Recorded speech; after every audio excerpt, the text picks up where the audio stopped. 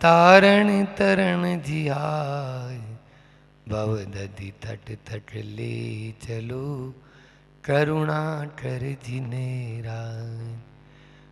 बोलिए द्रोणगिरी क्षेत्र स्थित मूनलाइट 1008 श्री आदिनाथ भगवान की, साक्षात मूनलाइट 1008 श्री शांतिनाथ भगवान की, सिद्ध चक्र महामंडल विधान की, संत शिरोमणि आचार्य गुरुवर विद्यासागर जी महामुनिराज की, परम पूज्य मुनि श्री ईश्वर दुर्लभ सागर जी महाराज की। प्रणम्य श्री जिनाधीशम लब्धि साम्राज्य संयुतम, श्री सिद्ध चक्र यंत्र से अर्चाम सहस्त्र गुणाम ब्रुवे। सिद्धों की आराधना प्रतिदिन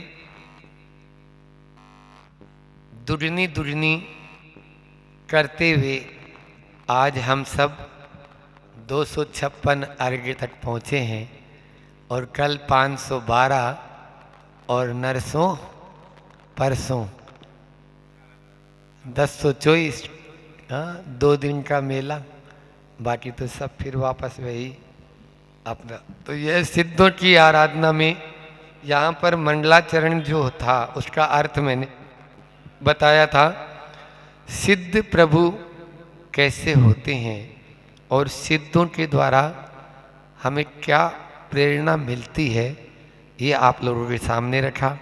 फिर कल यजमान का लक्षण, यजमान जो होता है, जो पूजा करने वाला होता है, वह यजमान कहलाता है। यजमान जैसे घर गृहस्थी में भी होते हैं कि आज हमारे यहाँ कोई भी जिसने आमंत्रण दिया है वो यजमान के यहाँ हम गए, चाहे वो दूसरे लोगों को लेके आते हैं, उन लोगों को लाकर भोजन पानी कराना है ना, इसी के साथ में आहार आदि देते हैं। उस समय भी उसको क्या वो आहार देता है उस समय, तो उसके विचार कैसे होने चाहिए, उसका व्यवहार कैसा होना चाहिए, ये यहाँ पर एक कारिका में बताया। बहुत अच्छा। विनीतो, वह विनयशील हो, कल बताया था आपको परसों।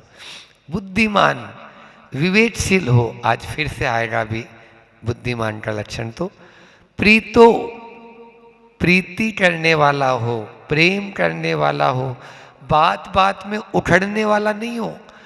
थोड़ी सी जवाब दे दो या कुछ पूछो तो बिल्कुल ऐसे जवाब देते हैं कि बस टके से रह जाते हैं। वो नहीं होना चाहिए, है ना। प्रीतिवान होना चाहिए, सबके प्रति दया का भाव जिसके मन में रहता है वही प्रीतिवान हो सकता है। कल आए नहीं थे भैया तो बता दिया।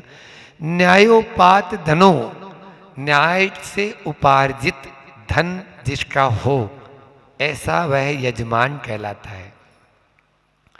महाराज जी आजकल तो अन्याय से ही मिलता है धन, न्याय से तो मिलता ही नहीं है, ऐसा नहीं, ठीक है ना। चोरी का माल मोरी में ज्यादा दिन नहीं टिकेगा। आप देख लो जितने बड़े बड़े घोटाले करने वाले हैं ना, चाहे वो लालू प्रसाद यादव हो,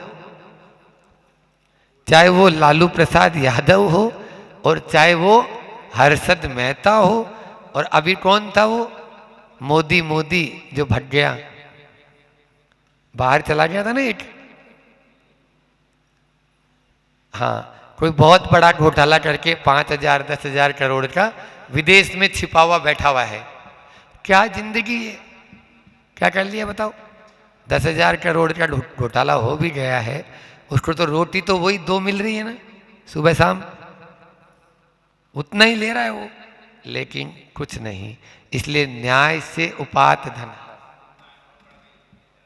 चिंताएं आपको बताएं, आचार्य श्री जी के मुझ से हमने सुना कई बार, भारत की संपदा भारत में रहे।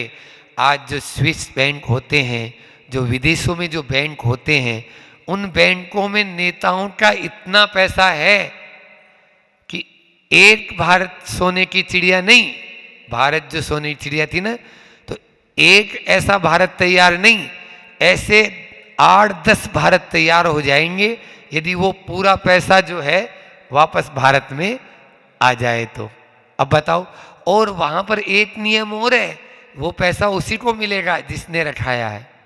वो मर गया तो पैसा भी गया, पता ही नहीं है लोगों को हमने कौन से बैंक में रखा है। ऐसी तो हालत हो गई है। आप देखते हो कि गद्दों में और तकियाओं में और इनमें पलंग के नीचे करोड़ों रुपए निकल रहे हैं। बोलो निकल रहे हैं कि नहीं निकल रहे? और एक तरफ यहाँ की जनता देखो, यदि उस जनता को मिल जाए तो, आज मान लीजिए अपन द्रोणगिरी में बैठे हैं, यहीं आसपास में यदि 10-15-20 करोड़ खर्च कर दिया, हाँ, तो पूरे चारों तरफ रोजगार ही रोजगार हो जाएगा, सबको अपना धंधा मिल जाएगा, सब अपने पाँव पे खड़े हो जाएंगे, सबके लिए भोजन पानी आदि की सबकी व्यवस्था हो जाएगी, कोई भी भूखा नहीं रहेगा, कोई भी गरीब नहीं रहेगा। ये है, लेकिन सब इसी तरह से। तो ये न्यायोपात धन इसके कारण से होता, लेकिन वो है ही नहीं। फिर महान, वह महान होना चाहिए, बड़ी सोच वाला होना चाहिए, बड़ा होना चाहिए। बड़ा तभी बनता है। बड़ा कैसे बनता है बताओ? ये बनाती है बहनें। क्यों? दही बड़ा, दाल बड़ा, मिर्ची बड़ा, फिर कांजी बड़ा, और भी बहुत सारे बड़े बड़े आते हैं बड़ा। तो बोलो कैसे बनता है बड़ा? दाल से। दाल वाला बड़ा तो दही में खाना ही नहीं चाहिए, लेकिन फिर भी बड़े की बात हो रही है। तो पहले दाल को भिगोया जाता है, फिर इसको पीसा जाता है, और पीसने के बाद में अभी इतने में बड़ा नहीं बना, उसको अच्छे गरम गरम तेल के अंदर डाला जाता है। इतने में भी अभी बड़ा नहीं बना, एक अच्छा तार सा होता है बड़ा सा, उसको उसके अंदर घुसा के और उसको हिलाया जाता है, और फिर उसमें छेद कर दिया जाता है, तब जाके वो बड़ा बनता है। बोलो इतनी धैर्य है आप में? आपको तो कोई थोड़ा सा कुछ बोल दे तो हाँ, मैं तो बिल्कुल। एक बात ध्यान रखो, याद आया, बड़ा आदमी बनो या न बनो, क्या बोला मैंने? बड़ा आदमी बनो या न बनो, भला आदमी बन जाओ। बड़ा आदमी बनो या न बनो, भला आदमी बन जाओ। यदि आप भले आदमी बन गए तो बड़े आदमी बनने से आपको कोई नहीं रोकेगा। इसलिए भला बनना जरूरी है, बड़ा नहीं। छोटा होंगे चक्रवर्ती, देखो बड़ा के चक्कर में। हाँ, अरे मैंने सबसे पहले दिग्विजय यात्रा की। हाउ गया वहां पे ऋषभांचल पर्वत पे अपना नाम लिखने के लिए, और उस पर्वत पे अपना नाम लिखने के लिए भी जगह उसको नहीं मिली, क्योंकि पहले इतने चक्रवर्ती हो चुके, इतने हो चुके। एक अब क्या करे, नाम तो लिखना है, कोई देख तो नहीं रहा, कोई देख तो नहीं रहा, कोई नहीं देख रहा। एक पत्थर उठाया और जो लास्ट में नाम लिखा था ना उसका मिटा दिया, और वहां पे लिख दिया भरत चक्रवर्ती। बोलो सुन लिया नाम वालो? हाँ, यहाँ पर तो सब सीढ़ियों पे नाम लिखे हैं आपके। जब चढ़ता है आदमी तो भगवा और बड़ा मलहरा सारे गांव नजर आते हैं उसको उस पे। तो ये है, तो ये महान ऐसे ही बना जाता है। महान तब बन पाता है जब हमारी सोच महान होती है, जब हमारा व्यवहार महान होता है, जब हमारी चर्या महान होती है, तभी हम महान बनते हैं। फिर शीलादि गुण संपन्नो, शील आदि जो सप्त गुण कल मैंने बताए थे उनसे संपन्न होता है, वही यजमान कहलाता है। आज अपन आगे लेते हैं याजक का लक्षण। अब याजक कौन? बोलो। याजक का मतलब होता है करवाने वाला। एक तो विधान करने वाला हो गया, बैठे हैं सामने, है ना शीलचंद जी, तो करवा भी तो कोई रहा है। अभी तो गुरु हैं, गुरु के सानिध्य में भी कोई दूसरा विधानाचार्य बोलते हो, प्रतिष्ठाचार्य बोलते हो, हैं, और उनको आचार्य भी बोल देते हैं, और भी उनके पंडित जी, हाँ, कौन पंडित जी आए? हाँ, तो वो अब उनके लक्षण कैसे होने चाहिए वो भी इस विधान में आपके यहाँ एक लिखे हैं। पहले कारिका पढ़ता हूं, फिर आपको अर्थ बताएंगे। देश कालादि भावज्ञो निर्मलो बुद्धिमान वरे, सद्वाण्यादि गुणों पे तो याजिकोत्र प्रशस्यते। प्रशस्यते अच्छा, प्रशस्त यानी अच्छा, बढ़िया, है ना, मतलब यानी जिसको कहते सबके मन को भाने वाला। तो प्रशस्यते है ना, प्रशस्यते का मतलब होता है अच्छा, प्रशस्त। याजक कौन कहलाता है? देश कालादि भावज्ञो, पहला लक्षण होना चाहिए। ये बहुत जरूरी है। आचार्य कुंद कुंद स्वामी प्रवचन सार में कहते हैं, जो व्यक्ति देश काल को जानता नहीं है, देश काल के अनुसार अपने भाव नहीं रखता है, वो ज्यादा दिन टिक नहीं पाएगा, नहीं टिक पाएगा। अगर मुनि महाराज हो गए तो भी यदि देश काल की परिस्थिति को जो नहीं समझेगा, पीछे छोड़ देगा, पीछे नहीं रख पाएगा। क्यों नहीं रख पाएगा? क्योंकि उसका शरीर ही साथ नहीं दे पाएगा। हम लोगों के लिए कहा गया, देश का मतलब जानते हो? क्षेत्र। देश का मतलब क्षेत्र। काल का मतलब ऋतु, समय। काल का मतलब ऋतु, समय। अब अभी गर्मी का मौसम आ गया, हम सर्दी जैसा ही आहार ले टिक पाएंगे? बोलो। सर्दी में बताया गया है कि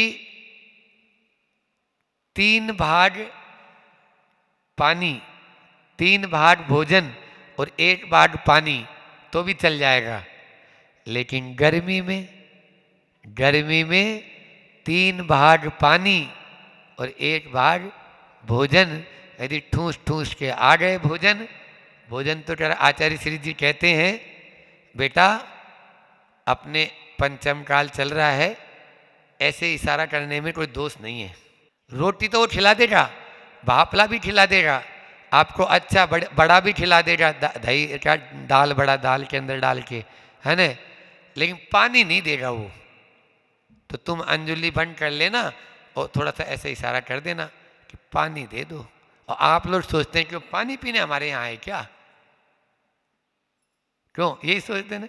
आज ही देख रहे थे हम, वो अपने मंत्री जी, वो जग पूरा खाली होने वाला था तो वो बोलते महाराज पानी पानी क्यों ले रहे हैं? अब वो 2-3 बार सोचे कि जग को पीछे कर दें, जग को पीछे कर दें। हमने बोला भैया अभी गाड़ी गियर पकड़ ले पहले, क्योंकि आगे का विश्वास थोड़ी रहता है। हम तो जैसे बैट्समैन होता है, एक एक बॉल खेले जाओ, हाँ वो सामने से बॉलर दे रहा है, हम बैट को घुमाए जा रहे हैं, कौन सी बॉल में आउट हो जाएंगे कोई पता है क्या? बोलो, कोई पता है? इसलिए कभी भी धोखा नहीं खाना।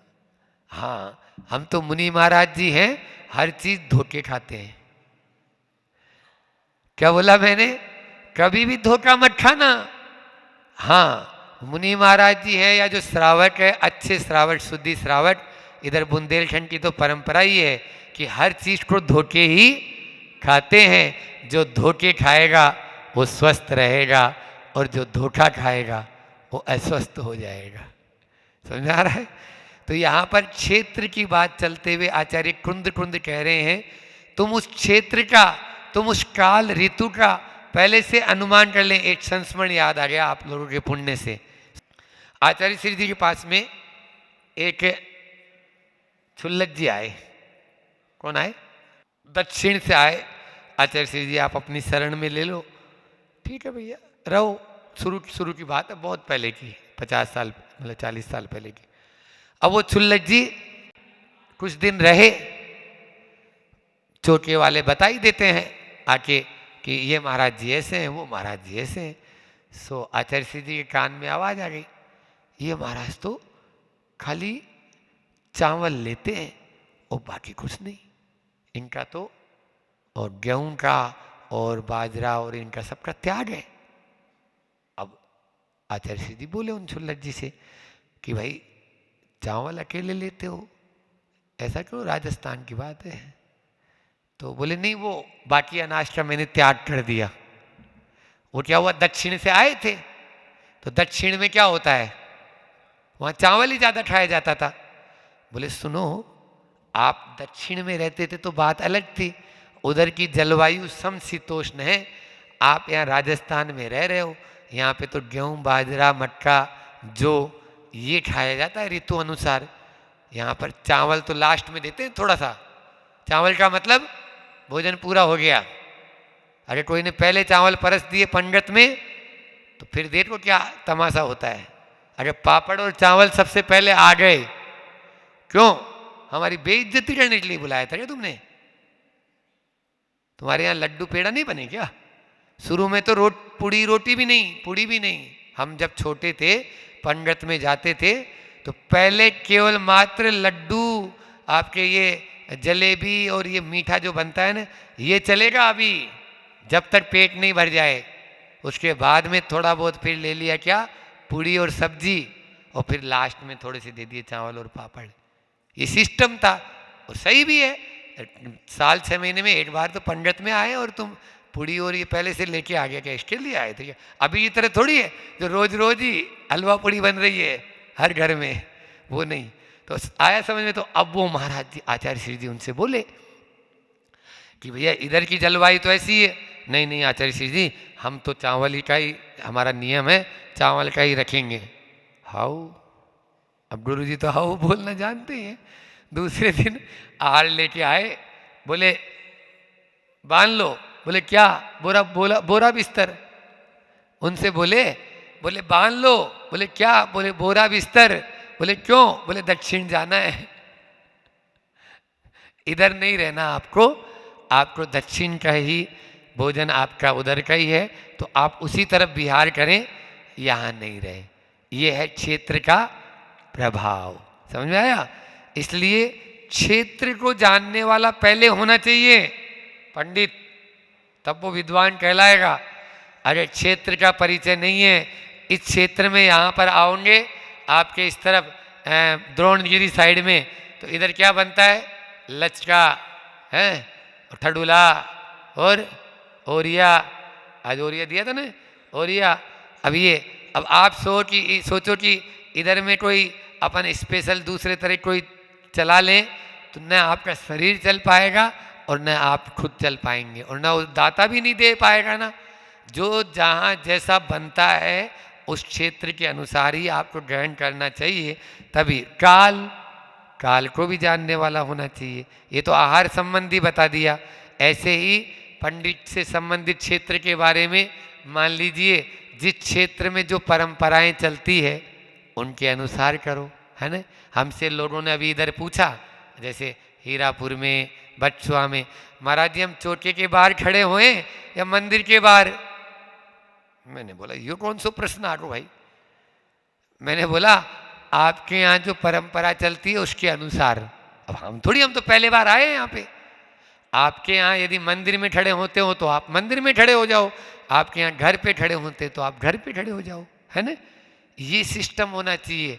किसी के यहाँ सूत्र 12 दिन 15 दिन का मानते हैं, किसी के यहाँ कुछ मानते हैं, किसी के यहाँ शुद्धि अशुद्धि का और दूसरा मानते हैं, किसी के यहाँ।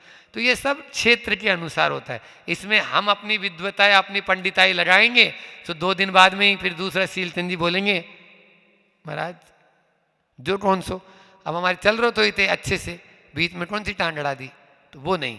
तो क्षेत्र का परिचय होना बहुत जरूरी है। वहाँ की जलवायु, वहाँ का खान पान, वहाँ का व्यवहार, वहाँ के आचार विचार, वहाँ के लोड भाड़। अब हम चाहें कि यहाँ पर बोली शुरू होनी चाहिए 5100 से, हाउ 51 से शुरू नहीं भैया। जहाँ के अब यहाँ पर आसपास में जैसे लोड हैं तो 501, 1101, 2101 इतने ही देने वाले, उसी क्षेत्र के अनुसार चलो ना। तुम अपनी क्यों चला रहे हो? तुम दिल्ली गए थे सो उतने 11-11 हज़ार की बोली रोज जाती, हाँ उतने जाती थी, दिल्ली चले जाओ। अभी इतने द्रोणगिरी में बैठे हो तो द्रोणगिरी के अनुसार चलो, सीधी सीधी बात है। ये कहलाती है क्षेत्र का परिचय। वो नहीं तो वो गड़बड़ हो जाता है। हाँ, फिर उसके बाद में काल, काल के आज ये बहुत ज़्यादा, आचार्य श्री जी ने अभी प्रवचन किया था नेमावर में, बहुत अच्छा, बहनें बैठी है पीछे उधर, उनको भी बता दें, जो काल के अनुसार नहीं चलेगा वो काल उसको उठा के ले जाएगा। क्या बोलेगा? क्या बोला हमने? जो काल, काल यानी समय, जो समय के अनुसार नहीं चलेगा तो काल उसको उठा के ले जाएगा। अब दूसरा शब्द मैंने बोल दिया समय, इसका भी बना देते हैं कोटेशन। जो समय के अनुसार नहीं चलेगा, समय का मतलब होता है आगम, समय का मतलब आगम, जो समय के अनुसार नहीं चलेगा तो समय भी उसका कभी ध्यान नहीं रखेगा, नहीं रखेगा। तो यहां पर काल क्या, आज जितना भी अपन खान पान आ रहा है ये सब कोल्ड स्टोरेज का आ रहा है। ऋतु के अनुसार कोई नहीं खाता है। मटर भी तब आ रहे हैं जब मटर चले जाते हैं। सुन रहे हो नहीं सुन रहे हो? हाँ, सब चीजें फ्रीज। आचार्य श्री जी ने मूलाचार पढ़ाते हुए हमसे कहा था, हम लोगों को, जो जीवन को फ्रीज कर दे उसका नाम है फ्रिज। क्या बोला था? ये सब आचार्य श्री जी के शब्द मेरे नहीं। जो जीवन को फ्रीज कर दे, फ्रीज का मतलब होता है जमा दे, फ्रीज का मतलब होता है बंद करना, जो बंद कर दे उसको कहते हैं फ्रिज। इसलिए इस दुश्मन को, वो तो अंग्रेज लोग आए थे और उनको जरूरत वहाँ उस देश में पड़ती है जहाँ पर कभी निकला ही नहीं जाता, सब्जियाँ आ गई, वहाँ होती नहीं ना खेती बाड़ी, तो रखना पड़ता है उनको 15-15, 20-20, एक-एक दिन, एक-एक महीने के लिए। तो पहले से लिया है, उसमें रख दिया। अपने यहाँ तो रोज़ ताज़ा मिलती है, आप बाजू वाले खेत में जाओ तोड़ के ले आओ, या उसको बोल दो कि भैया तोड़ के दे दो। तो चाहे दिल्ली में रहने वाला हो, चाहे बम्बई में रहने वाला हो, हर क्षेत्र में ताज़ा सब्जियां मिलती है। जो मौसम के अनुसार जो आपको फल सब्जियां आदि मिल रही है वो आपके लिए मतलबकारी हैं, बाकी सब अहितकारी, बाकी सब इंजेक्टेड रहते हैं। कैंसर का प्रबल कारण है यहाँ पर देश कालादि भावज्ञो, जो यानी जानने वाला, देश काल आदि के जो भाव के अनुसार अपने को जानने, उनको जानने वाला है, वही अच्छा पंडित हो सकता है, अच्छा प्रतिष्ठाचार्य है, अभिधानाचार्य हो सकता है। फिर आगे दिया निर्मलो, कैसा होना चाहिए? वहां पे आता है पूजा में, 24 परमाणु पूजा में पढ़ते हो, मुनि मन सम निर्मल नीर प्रासुट जल गंध भरो, है ना? ऐसा कुछ लाइनें आती है, बहुत दिन हो गए पढ़ा था। तो ये मुनि का मन कैसा होना चाहिए? निर्मल, मल से रहित जो होता है उसको कहते हैं निर्मल। अब यहाँ पर बात बात में यदि मान लीजिए गांठ बांधने वाले हो जाएं तो फिर वो पंडित जी चल पाएंगे क्या? कोई भी नहीं। लोग भी बोलेंगे अरे ये तो हमेशा इनकी तो आदत ही ऐसी है, बस डांटते रहते हैं, वो कोई नहीं चल पाएगा ना। निर्मलता होनी जरूरी है। यहाँ निर्मल के दो अर्थ हैं। निर्मल मतलब बाहर से भी और अंदर से भी। हम बाहर से तो अच्छे टीना पोल लगा लगा के अच्छे बढ़िया वाइट लाइट ऑफ एशिया पहन के आ गए फनाफन, है ना? और भीतर से भरा है, लिफाफे पे ध्यान है, कितने का लिफाफे देंगे? 51,000 तो कम होते हैं आजकल तो, 8 दिन के, कम से कम 1 लाख का तो मिलना चाहिए। अब बोलो ये क्या है? ये निर्मल है? नहीं, ये कभी भी ये ऐसी निर्मलता काम नहीं करेगी। इसलिए बाहर से अच्छा शुद्ध रहना चाहिए, शुद्धि अशुद्धि का विवेक रखने वाले होने चाहिए, घसड़ पसड़ नहीं, और भीतर से भी निर्मल होने चाहिए, परिणामों में निर्मलता होनी चाहिए। फिर बुद्धिमान है, आज फिर आ गया, यजमान भी बुद्धिमान हो और याजक यानी पंडित जी या जो प्रतिष्ठाचारी जी हैं वे भी बुद्धिमान हो। बुद्धिमान उसी को कहते हैं जो हे उपादेय की बुद्धि जिसमें होती है, क्या छोड़ना है क्या लेना है, किसको बुलाना है किसको नहीं बुलाना है। यहाँ पर भी हो जाता है कई बार, कितनों को बुलाना है कितनों को नहीं बुलाना है। अभी एक साथ सब इधर नहीं आओ, धीरे धीरे आ जाओ तो धीरे धीरे में सब चढ़ा लेंगे। इस तरह की व्यवस्था तो ये बुद्धिमान पंडित ही कर पाएगा ना। अब नहीं तो एक साथ यहाँ आ गए, एक साथ वहाँ चले गए, तो वो तो वही हो गई। वीणा के तार को बिल्कुल ढीला छोड़ दोगे तो भी बजेगा क्या, बोलो? और वीणा के तार को बिल्कुल टाइट कर दोगे तो भी टूट जाएगा। ऐसा ही यहाँ बुद्धिमान का अर्थ ये होता है जो विवेकशील हो। एक उदाहरण आता है शास्त्रों में हंस का। क्या बोला मैंने? हंस। हंस को विवेक का प्रतीक माना जाता है। अपन आचार्य श्री जी के नाम के आगे भी लिख देते हैं हंस नहीं, राज अध्यात्म सरोवर के राज हंस आचार्य श्री जी, है ना? ऐसा लिखते हो, फोटो पे देखते हो लिखा हुआ। अध्यात्म सरोवर मतलब आत्मा का जो सरोवर है उसके वो राजहंस हैं, ठीक है ना? तो अध्यात्म सरोवर के राजहंस आचार्य श्री जी। हंस को विवेक क्यों कहा गया, विवेक का प्रतीक क्यों कहा, बोलो निकिता? निक्की बताएगी। आइए, दो नाम और याद हुए थे, भूल गया, आरती और अर्चना। बोलो। हंस को विवेक का प्रतीक क्यों कहा? उसको इसलिए प्रतीक कहा वो नीर क्षीर की दृष्टि रखने वाला है। हाँ, अच्छा आप ये बताओ, आप लोग दूध पीते हो दादाजी? दूध पीते हो या पानी? पानी पीते हो? दूध पीते? दूध कोई पीता है कि यहाँ बैठे में जो?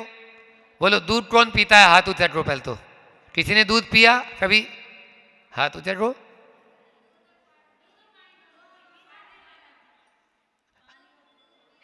हाँ, अब तो हमारे प्रश्न में उत्तर हो गया। आप लोग दूध और पानी दोनों एक साथ मिला के पीते हो। आज तक मतलब कभी भी दूध जो पेवर दूध है वो नहीं पिया आपने। मतलब ये है गाय से या भैंस से भी जो हमको दूध मिलता है उसमें भी पहले से पानी मिला हुआ है नहीं है, लिक्विड वो है। उसमें से वो उसके पास ऐसा रसायन है चोंच में, हंस के पास में, कि वो जैसे ही हंस जो है उसमें चोंच डालता है तो वो उसमें से दूध को ग्रहण कर लेता है और बाकी पानी पानी आपका पूरा उसी में बचा रह जाएगा। समझ में आ रहा है? इस प्रकार की उसके पास दृष्टि है। ये दृष्टि आपके पास में है, कोई बात नहीं, दूध के साथ पानी पी लो, हमारा मना नहीं है। लेकिन संसार में जो गंदे कार्य हैं, जो चीज़ हमारे छूने लायक नहीं है, जो चीज़ हमारे खाने लायक नहीं है, जो चीज़ हमारे पहनने लायक नहीं है, उनको छोड़ दो और जो अच्छी अच्छी है उनको ले लो। यही तो बोल रहा है वो हंस, ठीक है? तो ये बुद्धिमान। फिर वरह है। वरह का मतलब होता है श्रेष्ठ। वर का मतलब, बोले महाराज जी हमने तो वर का मतलब तो दूल्हा सुना था, दूल्हा दुल्हन, वर वधु।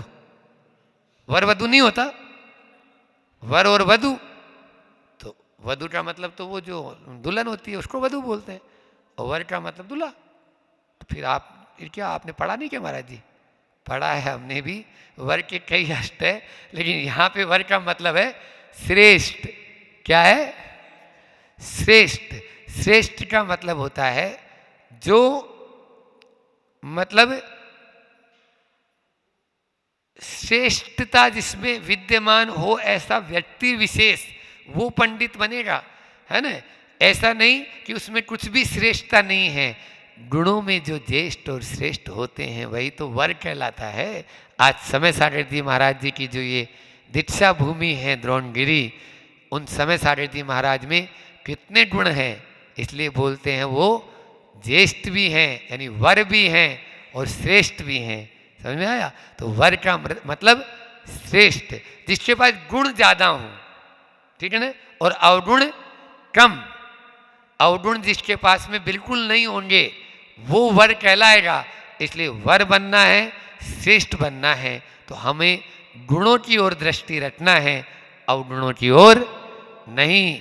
ध्यान रखना, एक बंद घड़ी भी 2 बार सही समय बताती है। क्या बोला? बंद घड़ी भी 2 बार सही समय बताती कि नहीं बताती? बताओ, बताएगी। मान ली 6 बजे बंद हो गई तो सुबह के 6 बजे देखोगे तो सही टाइम तो है, और शाम के 6 बजे देख लो तभी सही सही टाइम है, सही टाइम बता रही वो तो। आपकी दृष्टि गलत है, आप क्यों देख रहे हो दूसरे समय में? उस समय देखो जब वो चल रही है, नहीं चल रही है, या उतना टाइम हुआ है। ऐसे तो ये वर्ग कहलाता है। आचार्य श्री जी में कूट कूट के गुण भरा हुआ है। फिर उसके बाद में सद वाणी आदि गुणों पेता, पेता यानी भरा हुआ, सद सद यानी अच्छी, अच्छी वाणी से जो भरा हुआ हो।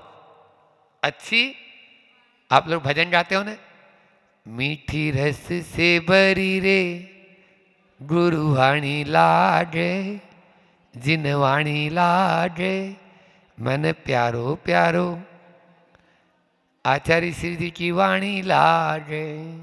ठीक है ना? तो ये तो उस उनकी अच्छी वाणी वाले होने चाहिए। वाणी आदि, आदि से मतलब और भी ले लेना, मन भी उनका अच्छा होना चाहिए, वचन भी अच्छे होने चाहिए, और काय भी अच्छी होनी चाहिए। तो यहाँ वाण्यादि लिखा, तो वाण्यादि का मतलब भी वाणी आदि। ठीक है ना? बोल ऐसा बोलो कि कोई न कहे चुप, और बैठक ऐसी बैठो कोई न बोले उठ। सही बोला ना हमने? बोल ऐसी बोलो कोई न कहे चुप। और आज तो ऐसा ट्रांजिस्टर है, एफएम रेडियो की तरह बस चलता ही रहता है सुबह से शाम तक, और चुप क्या करे। तो इसलिए उसका फर्क भी नहीं पड़ता। कम बोलता है ना उसका ज़्यादा प्रभाव पड़ता है, जो ज़्यादा बोलता है मेरी तरह उसका प्रभाव नहीं पड़ता है। हम ज़्यादा बोलते हैं ना, अरे बोलते ही रहते हैं। इसलिए अरे अपने हमारे अवगुण तो हम भी तो, हमें मालूम है ना कौन कौन से अवगुण हैं, आपको थोड़ी मालूम है। तो इसलिए अपने अवगुणों पे दृष्टि हम रखेंगे तभी तो छोड़ पाएंगे उनको। तो यहाँ पर सत यानी अच्छी वाणी, महाराज जी ने उस समय आपको 4 पॉइंट दिए थे, याद है? हाँ बोलो। हाँ हाँ, बहुत बढ़िया। धीरे बोलो, मीठा बोलो, कम बोलो, और जरूरत पड़ने पर बोलो। ये हमारे वहाँ जब पहले ब्रह्मचर्य अवस्था में रहते थे तो एक स्टिकर ही बना रखा था कि कम बोलो, मीठा बोलो, धीरे बोलो, ऐसे 3 शब्द थे उसमें। फिर ये चौथा जरूरत पड़ने पर और बोलो। तो ये भी एक और आता है, देखो बात का, देखो कैसे अच्छी वाणी किसे कहते हैं, याद आई, एक कहानी याद आ गई। ठीक है, बस ये लेके अंतिम, क्योंकि इसके बाद है नहीं, तो अंतिम ये कहानी सुना के विराम करते हैं, समय पूरा हो गया। कि बात ही हाथी पाइए और बात ही हाथी पाऊं। क्या बोला? बात ही हाथी पाइए और बात ही हाथी पाऊं। तो क्या है महाराज जी इसका अर्थ? अर्थ ये हुआ, एक राजा था या कोई भी राजा है, तो राजा के सामने हम अच्छी बात करेंगे, बढ़िया बात करेंगे, ढंग से बात करेंगे, उसको उनको संतुष्ट कर देंगे। चलो इसको एक हाथी इनाम में दे दो, तुरंत बोलेगा। और मान लीजिए राजा के अच्छी बात नहीं बोलेंगे, गुस्सा क्रोध करेंगे, तेज बोलेंगे, है ना, उल्टा सीधा बोलेंगे, और राजा यदि क्रोध हो गया तो क्या बोलेगा?